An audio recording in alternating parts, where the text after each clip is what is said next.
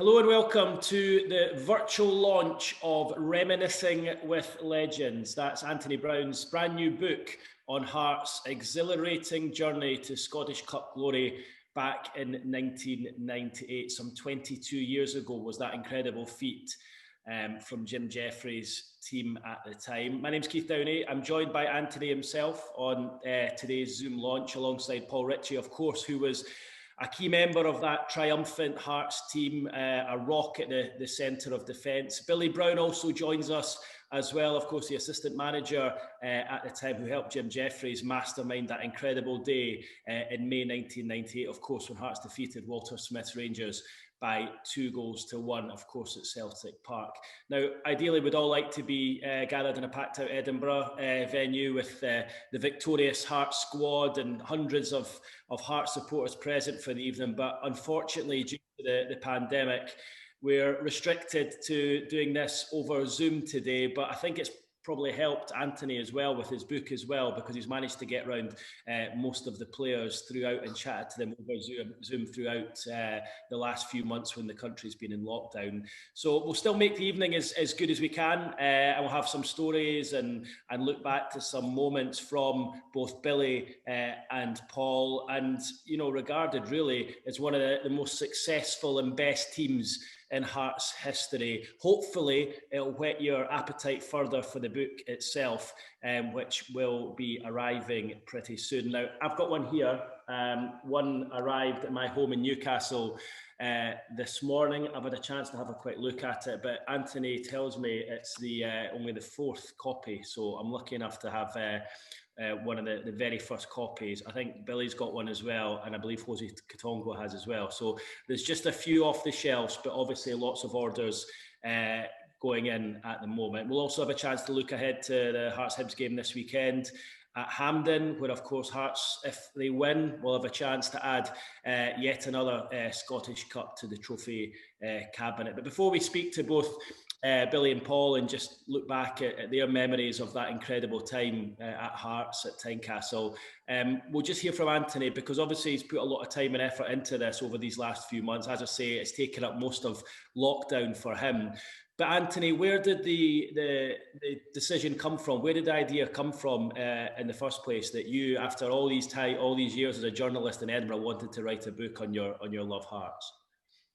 I think, obviously, as you say, I've been working as a journalist for the last 15 years or so, and I've always had the sort of ambition to write a book at some point. I didn't necessarily think it would come at this point in my life. I thought it would maybe be something that I'd do towards the end of my career, maybe when I was retired or whatever.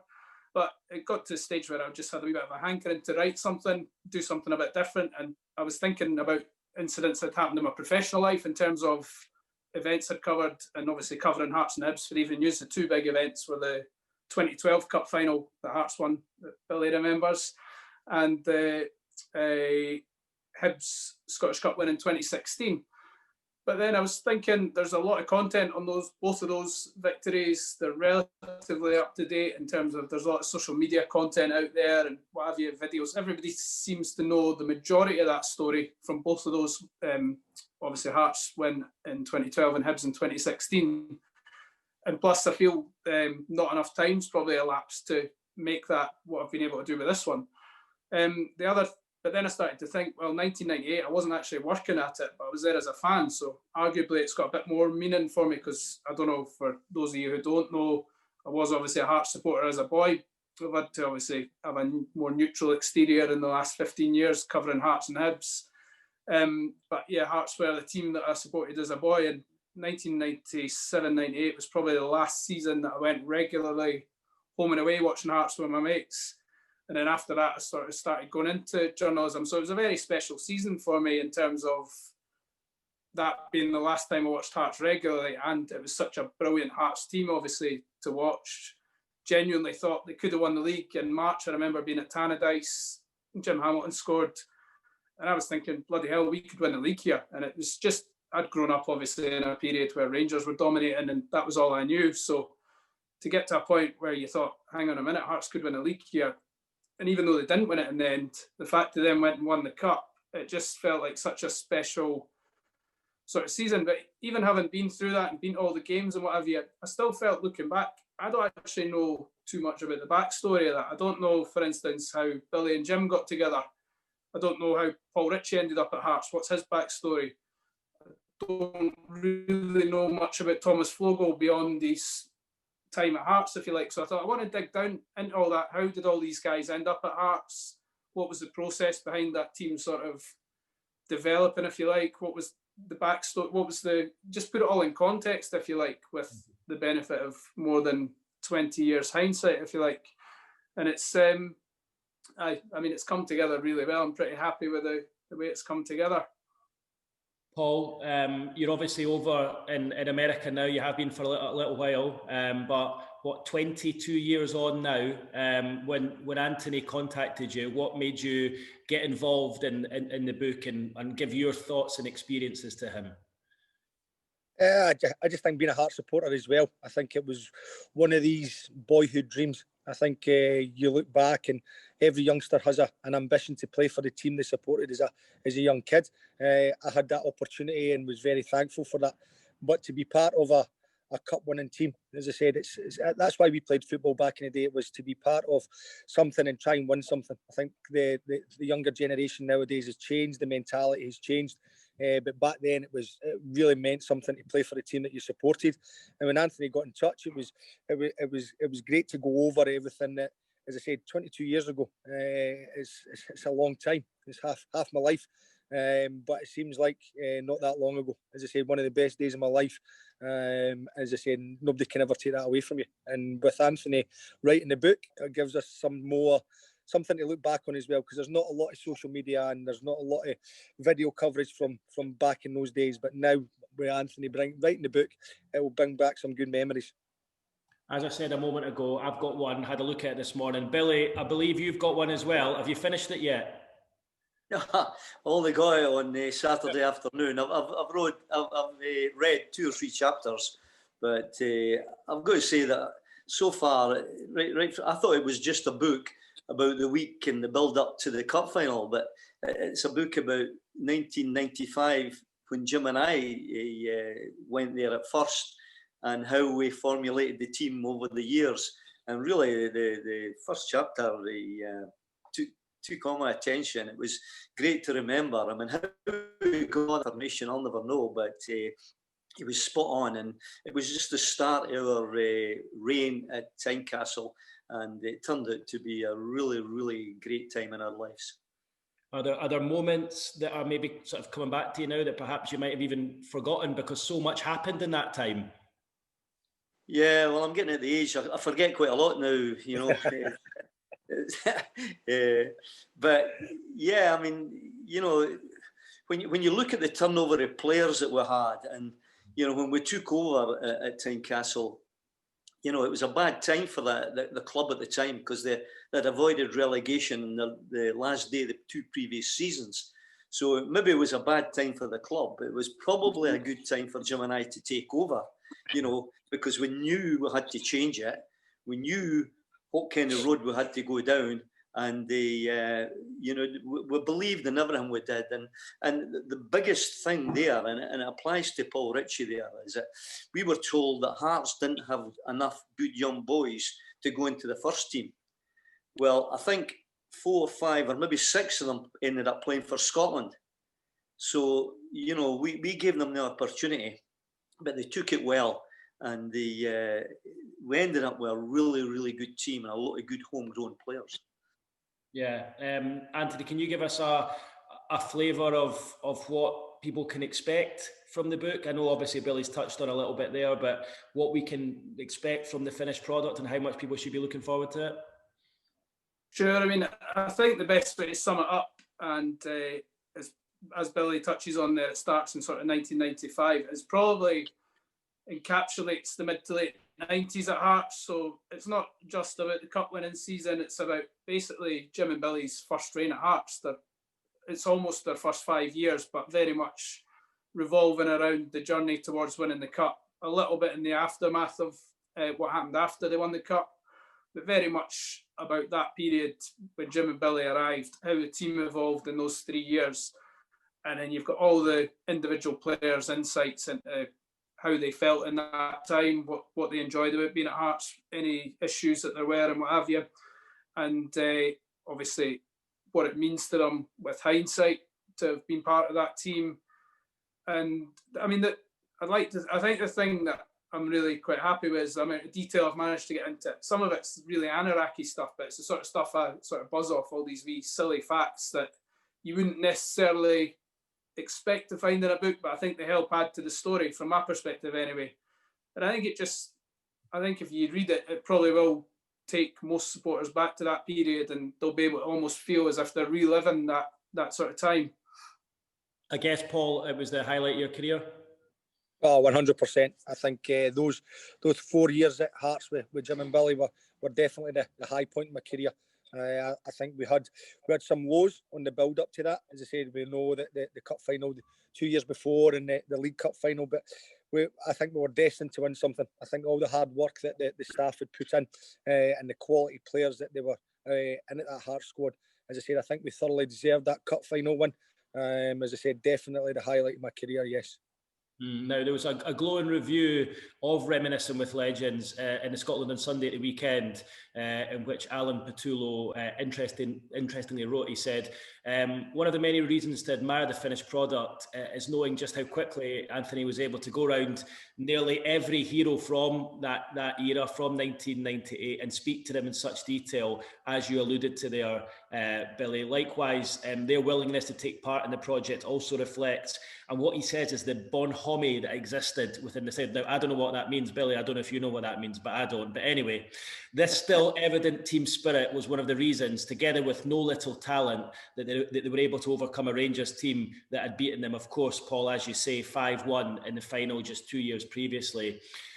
Billy, when you think back to that team that you talk about and the way you and Jim put that together, I mean, I certainly remember I was a teenager at the time, and it felt that, you know, you had the young players coming through there. Paul was there. You had Gary Naismith, who obviously came in later but it just felt over 2 summers that every signing seemed to work. You know, you're bringing in your Neil McCanns, you were bringing in Thomas Flogel, you were bringing in Colin Cameron, Steve Fuller, and the signings just seemed to get better and better, and it seemed to just build on the young players that were there. Was it just that time where everything just seemed to go together that culminated in that cup final? Well, I think, you know, when Jim and I arrived at the Hearts, we had 5 years experience back full-time at Falkirk. You know, so we had a lot of contacts in the football world. And when we got the Hearts job, you know, we used to go and watch all the players we signed. We watched all the players. We didn't watch videos or all these things that they do now. We went and watched them. We found out about the players. Because Jim and I were always big on signing the right types and getting the right dressing room. You know, if you get the right dressing room and get the right type of characters in there and get a good mix and a good team spirit, you've got a chance.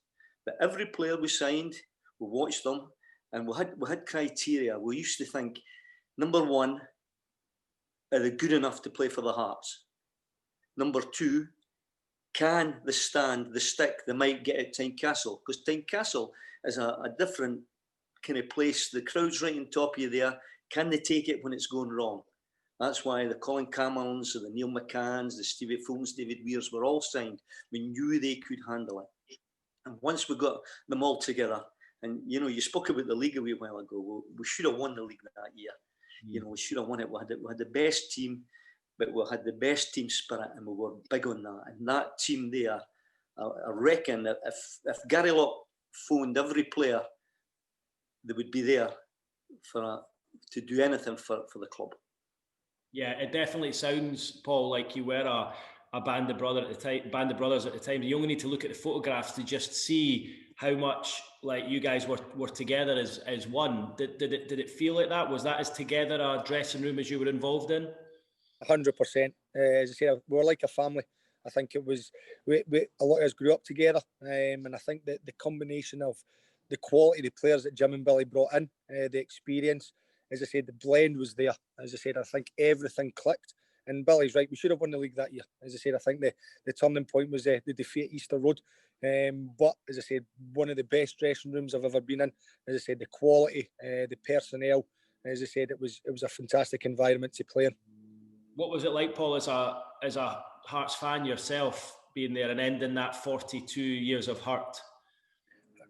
Phenomenal. The bus journey home from Celtic Park that night was incredible. It was just one of the best moments of my life. The game was a blur, as I said, can't remember much of the game, but remember coming home in that bus and coming along Gorgie Road and getting on top of the bus, obviously illegally. But yeah, just to see the joy on the supporters' faces, the players' faces.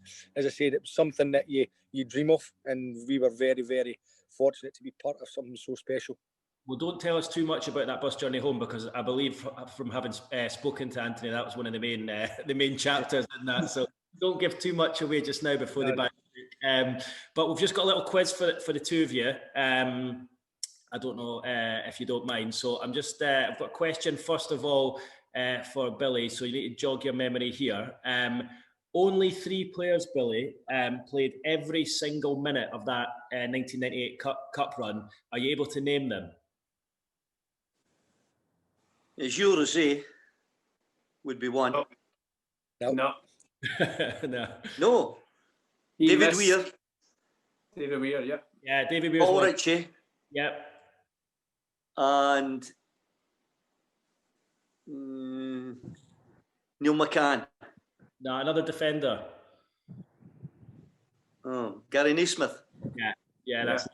Well, Tony, who was it then? So if Gilles didn't play, did Gilles missed. It was either a Clydebank game or the Albion Rovers game. I can't remember off the top of my head, but he missed one of those through illness, and Roddy McKenzie played instead.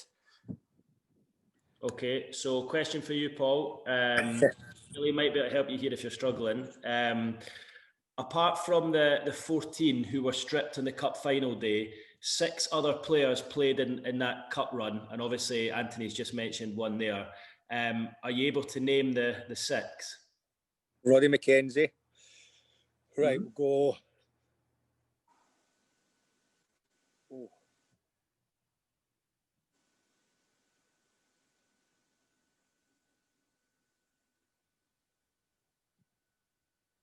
A bit of hand here, guys.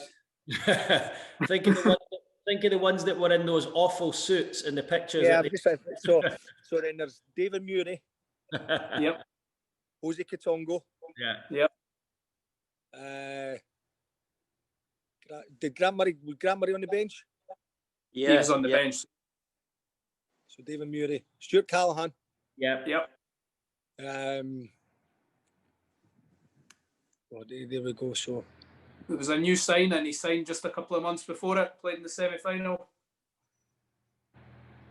Oof. English. Lee Makel.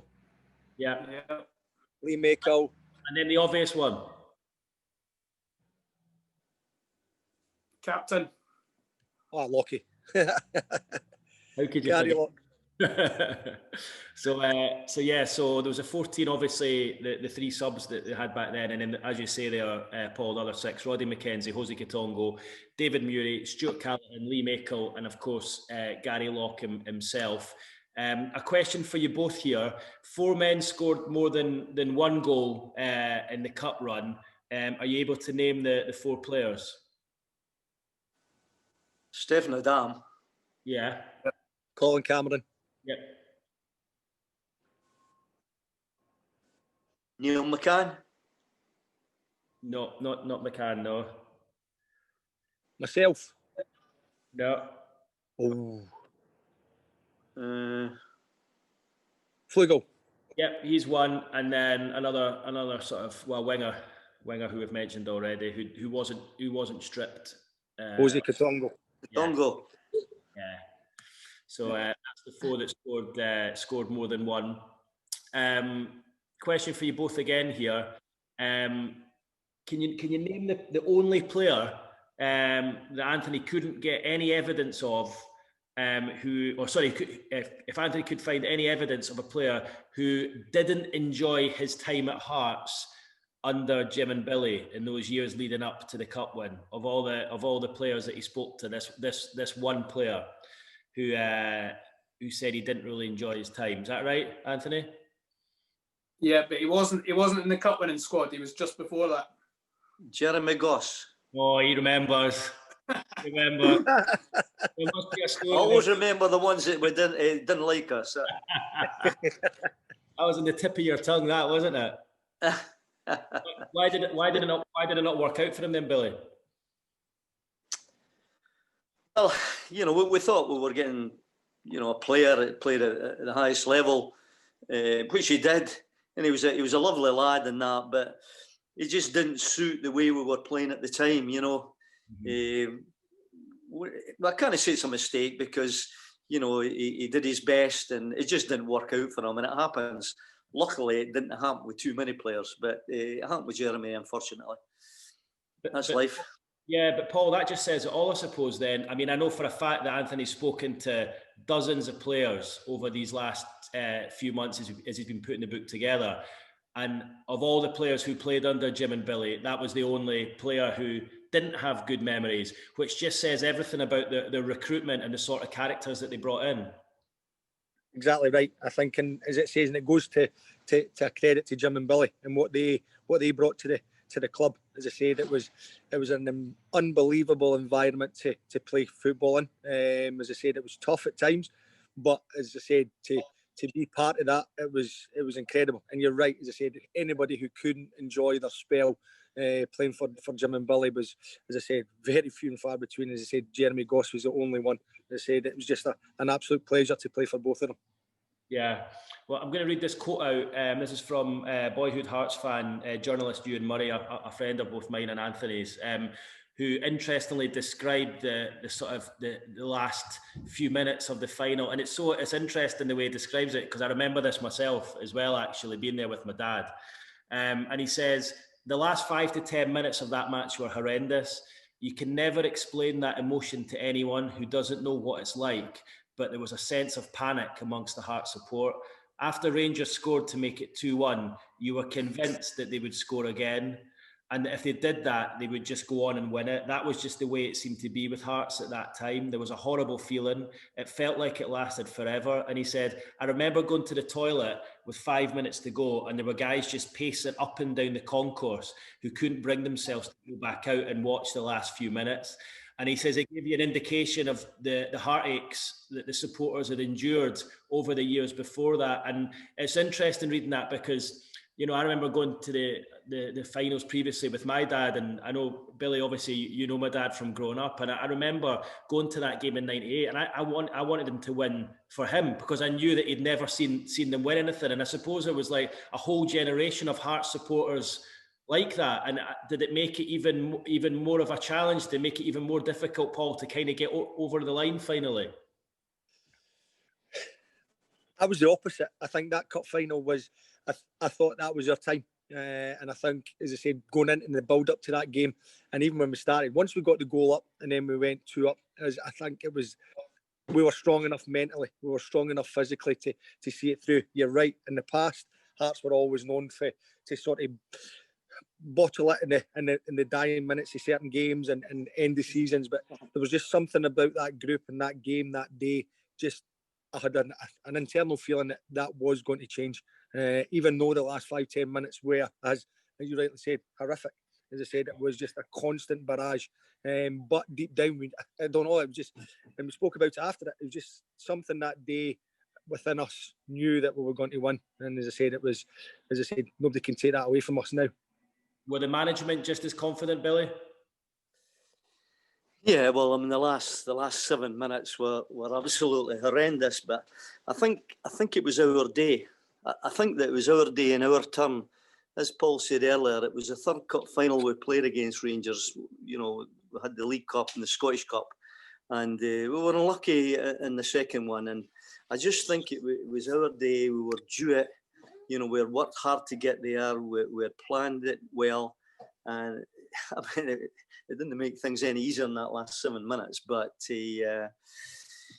Willie Young did do us a favour not giving Rangers a penalty, so we couldn't criticise them too much for playing 7 minutes extra time, injury time anyway. I remember I actually spoke to Alan McCoist about 5 years ago, talking about the final. And he said that as much as he was gutted that they didn't win the game, he was actually, when he thought about it years on, he was really pleased for John Roberts, because he was just like he deserved to have that winners medal after everything he'd done for Scottish football and done for Hearts over the years. And I remember being there as a 17-year-old supporter myself and just thinking, I remember just pleading for them to get Robbo on. I was like, I just wanted you to bring him on even just like to run on in the last minute, which when you think about it now, it's so unimportant. Yeah. It was all about winning. I mean, we would have brought Robbo on. Our idea was to bring Robbo on. If we had stayed at 2-0, you know, we would have brought him on, because after the years in the service given to Hearts, you know, he was due that. But as the game went, you know, we were under the caution the last 10, 15 minutes of the game, and we couldn't take the risk, you know. But we got there in the end. I mean, he got his medal. It's ridiculous that was what was going through supporters' minds, though, wasn't it? It was just a really, really strange situation after obviously all the failures in previous years. But as you say, you got there in the end. I'm going to ask you a couple of questions now, just about some of the individuals in the team. And Gilles Rousset, Billy, who you mentioned a few moments ago, who has provided a really nice forward for the book. Could you just tell us, Billy, what he was like and what made him such a special goalkeeper for Hearts? Well, I think it was more than just a special goalkeeper for Hearts. Gilles Rousset, to me, was the turning point when we went to Tynecastle. He was such a great person to have out at the club. The supporters loved him. You know, he was flamboyant. He was, you know, we went to supporters' dues. I remember going to Preston Pan's Hearts supporters do, and he played the drums and sung "The House, the Rising Sun" in French. You know, he was just you know, Paul will tell you, he was such a nice man. And we're talking about somebody that made his debut for France the same night as Alan Shearer made his debut for England at Wembley. So we were signing somebody with a track record, and he had a big presence about him, and he was a great man to have at Hearts. And to me, he was probably our best signing. Wow, that says everything then. Anthony, obviously Gilles was one of 4 foreign players in the team that won the cup, the others being Thomas Flogel, Stefan Adam, and of course the dearly missed Stefano Salvatore. Can you give us an insight into how you found the European boys to deal with when you were writing it? Yeah, they were absolutely brilliant. They were as enthusiastic as you'll get, the 3 of them, Thomas, Stefan and Gilles. I mean, I probably spoke to them for longer than I spoke to some of the other guys. They just were so engaging and sort of enthusiastic. They just wanted to talk for hours about their time at Hearts, and you could just feel it, like from speaking to them, how important their time at Hearts is to them and how much they value that period in their life. And I try and imagine myself what it's like for a foreign boy to come at Hearts and still love them 20 years down the line. But I suppose the best way of describing it, I guess, is when you've got a holiday destination, you don't always go there, but you still have that sort of hankering to go as often as you can, if you like, because you have such fond memories from it. I mean, you see Stefan Adam now, it's like a boy that turns up at Tynecastle wearing his Hearts kit every weekend and what have you. He's still clearly got a massive sort of passion for the club, and they seem to be, I don't know, not separate. They very much integrated into the team by all accounts, but obviously they had their own little almost foreign clique where they went to Bar Roma and things like that together. But it sounds like they all just meshed in brilliantly with the Scottish boys. I mean, Paul will know better than me, but that was the impression I got from speaking to all the guys. Yeah, as I say, I think you look at the quality of the players that Jim and Billy brought in. They'd played at the highest level in the top leagues.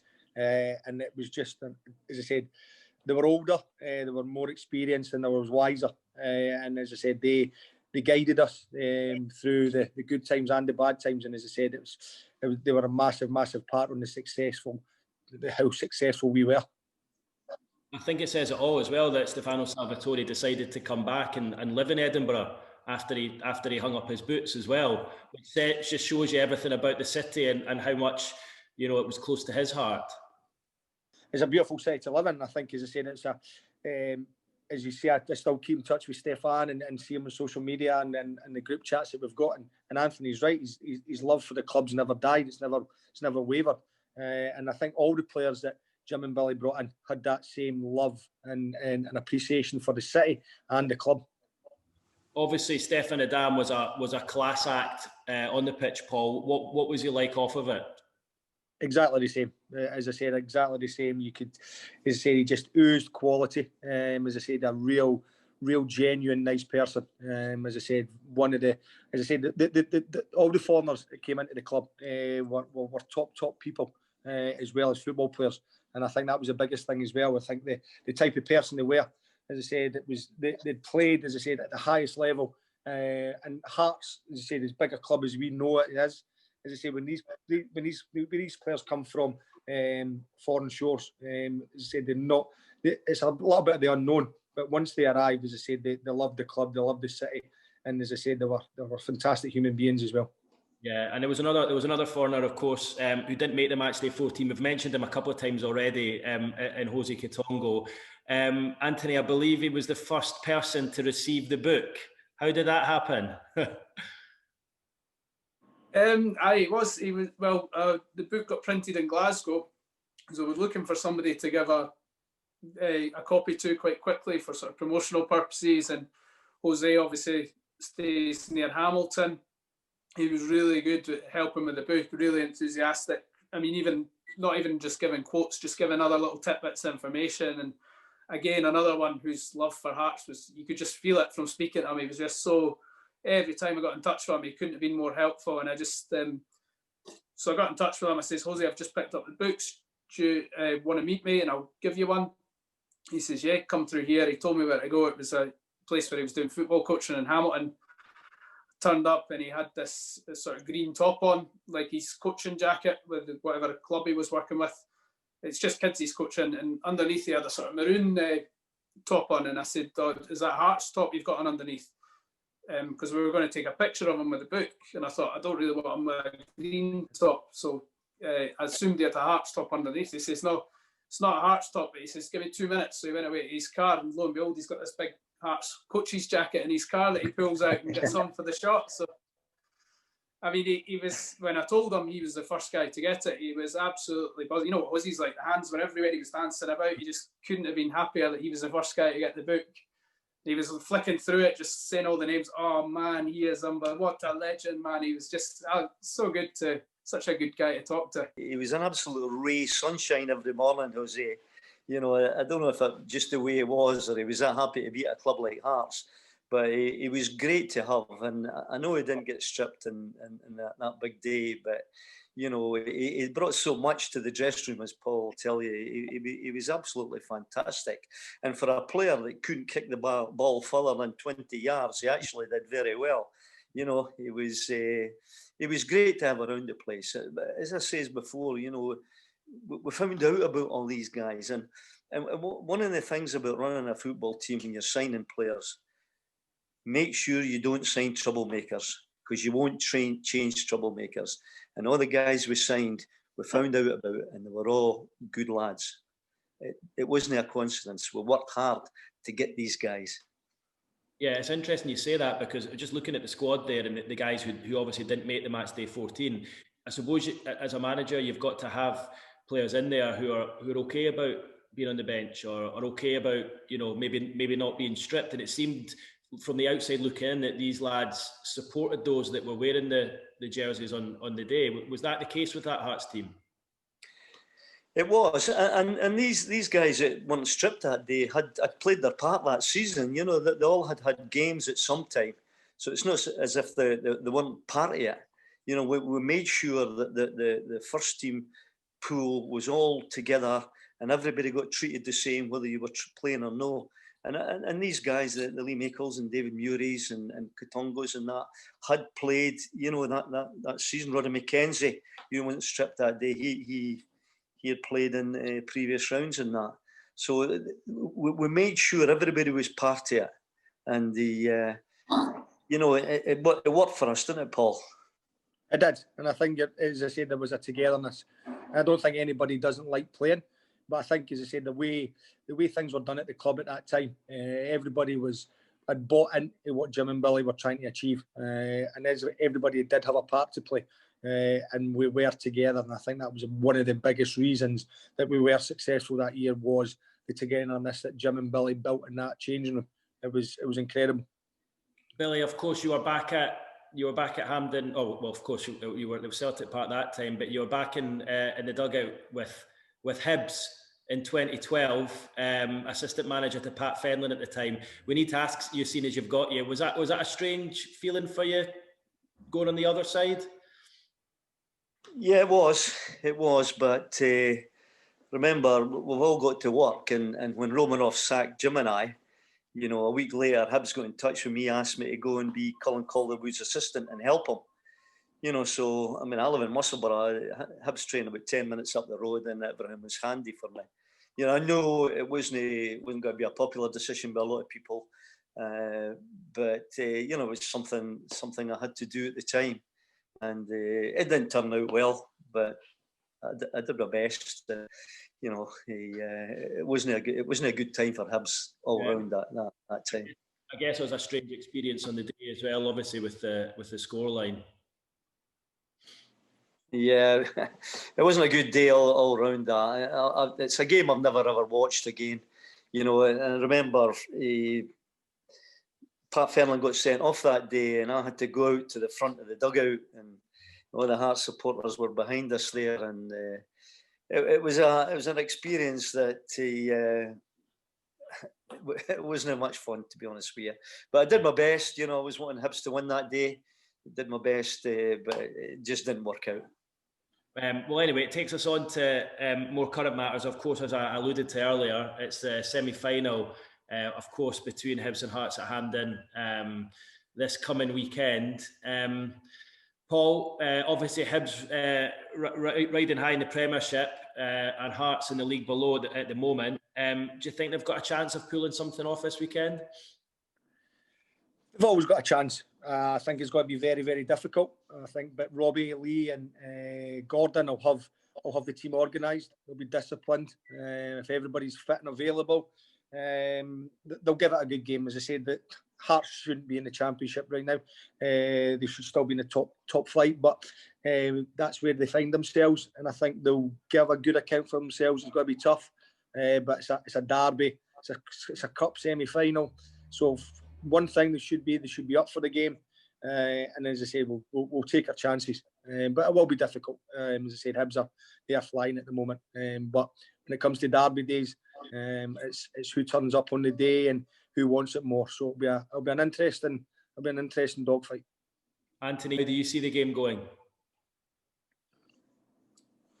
I think it'll be very tight. I think on paper, there's probably not a massive amount between the teams. I know there's a full divisions difference, but I think player for player, I don't think there's a massive gulf. I think if you'd asked me last week, I'd have said I'd fancied Hearts to give them a real game, potentially even beat them. I'm not saying they won't beat them or give them a good game, but I'm probably more veering towards Hibs after the way the weekend's games have gone. I think obviously Hearts struggled a wee bit at growth. They've potentially lost Giannelli to injury. That would be a big blow because he looks like the best of the three wingers that they've brought in. And obviously Hibs had a really good win at Kilmarnock. I always think when a team is grinding out results the way Hibs are, they're almost a wee bit more dangerous than a team that's playing free-flowing football and what have you. Hibs seem to have a real resilience about them just now. And I think Hanlon and Porteous are doing really well at the back, McGinn as well. I mean, they seem to have a really good backline. So I suppose the one thing Hearts have got in their favour is they've got goal threats in the team. If they can get Boyce and Naismith, I don't know how fit he's going to be for the weekend, but if they can get Boyce, Naismith, Walker and Giannelli on the pitch, or three of those guys, they've at least got some sort of threat to go and try and trouble Hibs. I mean, Hibs are favourites. There's no getting away from that, but you guys know yourself, you can never write off Hearts in a derby. Hearts could be on the absolute bones of their arse, if you like, and they're still capable of beating a good Hibs team. It's just the way the derby's been over the years.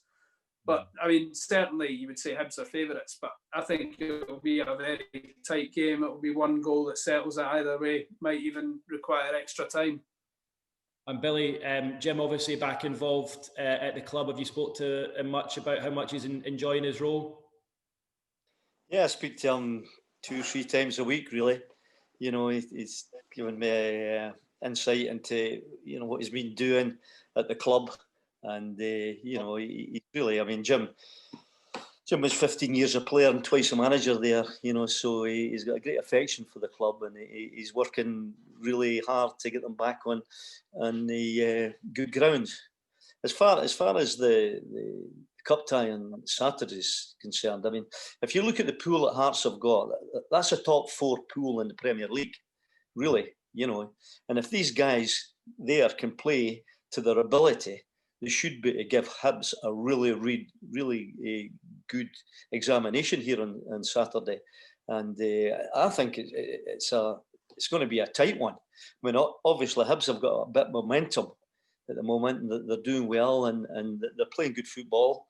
But I mean, Hearts, with the players have got, they're going to give them a game of it, and it's going to be tight. It's going to be tight. You've got to say Hibs probably are worthy favourites, but in derbies, as Paul will tell you, the favourites don't always win.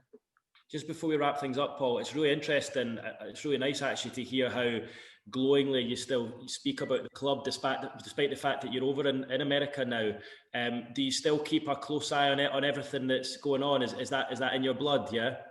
100%. As I said, every result, every morning it's up on BBC Sports, seeing what's going on. As I say, I keep in touch with the boys. Lockie's done a great job starting a WhatsApp chat group with all the ex-players. So there's a regular communication between us all. As I said, we try and get together as much as we can. Anytime I'm home, I'm always at Tynecastle. So it's the love for the club will never die. As I said, do miss it. Miss the days that where we used to train at Rickerton, and as I said, these days you'll never get back. But hopefully, when this book comes out and gets to get an opportunity to read it, it'll bring back some memories and keep that love alive. Bet you don't miss the weather though, being over there now. 100, yeah, that's 100% correct. The weather here is incredible. Never coach in the rain here. Just before we finish up, Anthony, can you just give us a little bit of information about where people can buy the book? Yeah, sure. It's at the moment it's online only in terms of purchases. You can buy it. I think the website will be on the screen just now. It'll be legends98.bigcartel.com, and you can buy it in hardback or paperback form. And basically they're starting to go out this week, all the pre-orders. The release date is officially next Wednesday, the 4th of November. However, those who pre-ordered in August and September, those books are starting to go out now, and they will start. The rest of the pre-orders will start filtering out over the next few days and over the weekend. Anybody who orders should get it or it'll be sent out within a few days of ordering. And I'd just like to thank every single person who's obviously purchased one, spoken about the book, helped promote it, and obviously to the likes of Paul and Billy and everybody else who's contributed to it. It's massively appreciated. Yeah, well, congratulations to you, Anthony, because obviously I know this is your first book and it's something you've wanted to do for a long time. So hopefully all your hard graft pays off, because obviously you've been working on it hard throughout the summer. Billy, Paul, thank you very much for joining us to look ahead to the book launch this week. Billy, you're looking great. Really nice to see and hear from you. And Paul, we're a little bit jealous you're over in America, but I hope everything's going well for you over there. Thank you very much for your time. And hopefully we've all got something to celebrate, a little bit more to celebrate by the end of the week.